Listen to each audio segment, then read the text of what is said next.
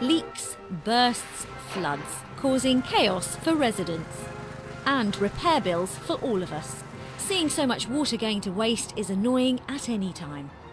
But as we're being told to save the stuff, it's particularly galling. 3.3 billion litres. That's how much UK water companies lose every day. Victorian pipework may make leaks inevitable, but fixing them can be painfully slow. John Fairbrother spotted this leak in Wiltshire at the end of February. I came across the leak and I thought I'd investigate because it's been there for a few weeks. It was just overflowing into the lane, and I could see it must have been thousands of gallons a day going down the road. John reported the leak to Wessex Water, a company that's currently urging every household to save 20 litres of water per person per day.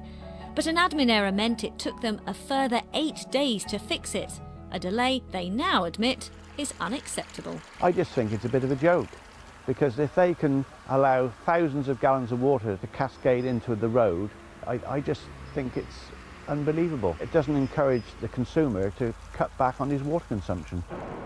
With larger bursts, companies do usually manage to respond quickly, but smaller leaks can also cause huge amounts of water to be lost, and they can go on for weeks, even months. A North London basement, where the supply from a leaking Thames water pipe exits. Owner, Jeremy Gompertz, first reported it back in December, but the company's engineers have failed to stop it, repeatedly. The last occasion they came, they reported back that they couldn't even find the leak. I can only assume that they went to the wrong premises, because as one stands here now, one can hear the water running. I think it's absolutely scandalous at present, when we're threatened with water restrictions because of an impending drought. They can't be bothered to come and remedy a leak which has been running now for 2 months. The water spills over 2 areas. So how much is actually being lost? We got ourselves a measuring jug, a stopwatch, and a professor of mathematics. The first drip loses about 1 litre of water per minute. So over 8 weeks, that's 56 days, or 1,344 hours, that's about 80,000 minutes. The second drip's a bit slower. It takes about 1.5 minutes to lose 1 litre, and that means it'll lose about 50,000 litres in this time. So altogether, this leak will lose 130,000 litres. So with the South East officially in drought, shouldn't Thames Water be acting with more urgency to fix leaks like Jeremy's? And shouldn't they be trying to help customers who are doing their best to save water? Kent is one of the UK's driest counties right now, but not for Zizi Simoncini. 7 months ago, water from her toilet began breaching the overflow system. We started to notice water coming along our ceiling. The water had actually built up under the floorboards and it gave way. We had our plumber come down and he went to find our stopcock. It didn't work. So he said, OK, we need to find the mains. So we phoned Thames Water and they said, OK, we'll come out and have a look. They did come out, but despite digging up her driveway, they couldn't find the main. In fact, according to our independent surveyor, their attempt to trace the leak has made matters worse. The problem that we have here is that Thames Water have been unable to locate the outside boundary stop valve. This is the one that aligns normally at the edge of your property. In order to repair the leak inside, this one needs to be shut off, and this is where it's all gone wrong. It's been haphazard and shambolic. The amount of water that is being lost at this property is in excess of 20,000 litres a week. That, to me, is bordering on criminal, bearing in mind the empty reservoirs that we have. Now it's official. Much of the southeast of England is in drought. While low rainfall is the main cause of the current drought, the leaks aren't helping, and some companies are struggling to keep up. Thames Water's website says their average time to fix a leak is 5 days. But we monitored 441 leaks, and during a 5-day period, only 210 were fixed.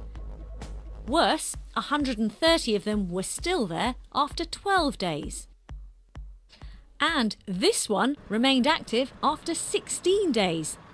What's the damage there, John? This leak loses more than half a litre in 10 seconds, so that's at least 3 litres per minute. That means in 1 week, that's about 10,000 minutes, it would lose 30,000 litres. That's over 120 really deep domestic baths. But at least Thames Water has managed to meet its overall water wastage target. 6 of the 21 water companies haven't. The worst offender? Southern Water. They failed to hit their targets for the last 2 years. So, as the companies continue to let precious water go to waste, it seems only a long period of heavy rain can save us from impending hosepipe bans. And right now, the forecasters aren't holding out much hope. Riz Latif reporting there, and with me now Regina Finn. She's Chief Executive of Ofwat, the water regulator. Ms Finn, you're responsible for making sure that the water companies keep leaks to a minimum, yeah? Do you think Ofwat are up to the job? Well, leakage targets have been very powerful because they've driven down leakage by more than a third from its height in the 1990s, and that's delivered benefits for customers. But importantly, where companies fail those leakage targets, we do take action, and we have done in the past. But I think there's a second thing going on here, and some of your viewers there who suffered really not just from seeing leakage, but also from quite poor customer service are not being served well by their companies. 3.3 billion litres of water a day being leaked. I mean, we could be forgiven for thinking if the water companies weren't around, there wouldn't be a drought. Well, the customers who talk to us, and we listen to them very carefully, tell us that there's 2 things they're interested in. Yes, they want leakage controlled, but they also want their bills controlled. And it's important to strike a balance and make sure that the right investment is made in keeping leakage down, but not in a way that drives bills to an unsustainable level. Do you think the customers really want a situation whereby 3.3 billion litres of water are leaked by the water companies, but after the hosepipe ban comes in, if you or I actually fill a paddling pool or I wash my car for a couple of minutes, I can be fined £1,000 and the water companies will actually see that happen? Well, I think that you're absolutely right. The thing that is so galling for customers is when there's a drought and they're asked to use water wisely, and frankly, customers generally do very well. They really step up to the mark. It's particularly galling for them if they see their water company not stepping up to the marks as well. Well, we do take action, and over the past 6 years or so, we've hit those companies in their pockets to the tune of about £500 million where they failed their customers. They're still leaking water left, right and centre. You're not really making it inconvenient for them, are you? Well, I think £500 million worth of penalties actually does make it quite inconvenient. But I think they made 1.3 billion amongst them last year. So it's not terribly inconvenient, is it? Well, I don't think anybody would say that 500 million is inconvenient, and that money goes directly to improving services for customers, or in some cases, money going directly back to customers. So one of your examples there was around Southern Water, who did fail its leakage target. They're paying £5 million back to their customers as a result of that. I'll have to stop you there. Thanks, Ms Finn. Chris? Now, we also spoke to Thames Water, who featured prominently in our film. They told us they've reduced the leakage by a third since 2004 and are in line to meet their Ofwat targets for leak reduction for the 6th year running. They're currently fixing 1,000 leaks a week, reported to them by customers. And while repairing pipes in central London is complex, they accept that in some cases they're not quick enough and are working to improve. They've apologised unreservedly to Jeremy Gompertz. They believe the level of water was made worse due to a local retail premises disposing of wastewater down a drain. But they do accept there was no excuse for dealing with the problem so slowly.